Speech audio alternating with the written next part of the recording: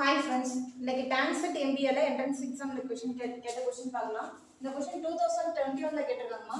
Ratio டைப்ல இந்த question இருக்கு. A and B are two alloy of the argentate and brass prepared by mixing metal in the proportion 7:2 and 7:11 என்ற value கொடுத்திருக்காங்க. A B ஓட ratio value first value 7:2, next value 7:11.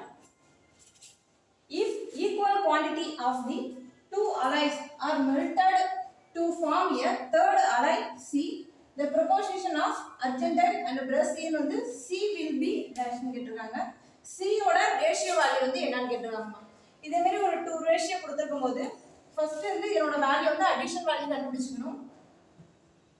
Aங்கற ரேஷியோட addition value 7 + 2 ஓட value 9 கிடைக்கும். அதே மாதிரி 7 + 11 வந்து add பண்ணீங்கன்னா நமக்கு 18ங்கற வேல்யூ கிடைக்கும். இதனோட அடிஷன் வேல்யூ கண்டுபிடிச்சிட்டோம். நெக்ஸ்ட் இந்த வேல்யூவோட அடிஷன் வேல்யூ டிவைட் பண்ணி போணும். ஃபர்ஸ்ட் 7/9 அதோட 7/18 இதனோட அடிஷன் வேல்யூ என்ன கண்டுபிடிக்கணும். நெக்ஸ்ட் வேல்யூ 2/9 plus 11/18 இதனோட அடிஷன் வேல்யூ என்ன கண்டுபிடிக்கணும்.